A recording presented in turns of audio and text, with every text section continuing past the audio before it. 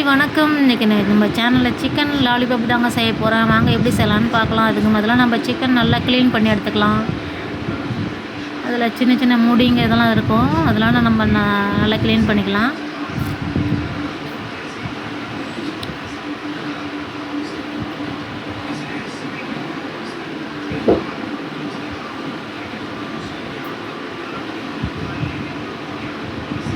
நல்லா chicken clean பண்ணிட்டு காட்டுறேன் பாருங்கள். க்ளீன் பண்ணியாச்சு. நம்ம அந்த மசாலா தாங்க வாங்கியிருக்கோம். இதில் காரம், உப்பு எல்லாமே இதிலே இருக்குது. ஃபுட் கலரும் நம்ம சேர்க்க தேவையில்லை, இதுவும் அது எல்லாம் இதிலே இருக்குது. ஒரு 2 பேக்கெட்டு சேர்த்தேன் நான்.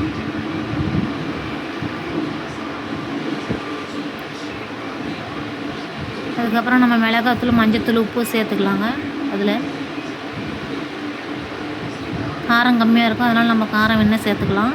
அதுக்கப்புறம் இஞ்சி பூண்டு பேஸ்ட்டு சேர்த்துக்கலாம்.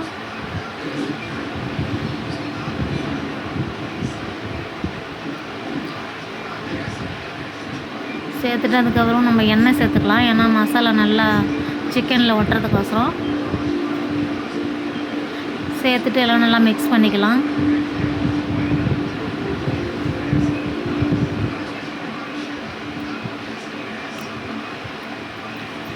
பாருங்க, நல்லா மிக்ஸ் பண்ணிட்டேன். இப்போ நம்ம மசாலா நல்லா உள் சைடும் நல்லா மசாலா போகிறதுக்கோசரம் நம்ம அந்த இதை திருப்பி விட்டுக்கலாம்.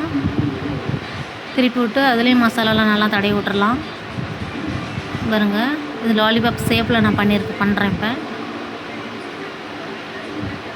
இப்போ அடியிலையும் நல்லா தடவிக்கலாம்.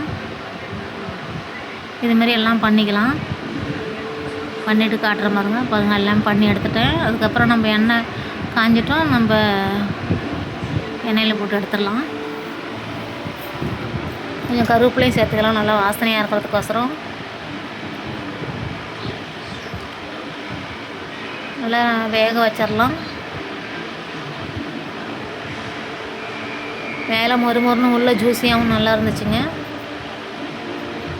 வெந்திரிச்சு எடுத்துடலாம். அந்த வீடியோ பிடிச்சிருந்தா லைக் பண்ணுங்கள். என்னோடய சேனலை சப்ஸ்கிரைப்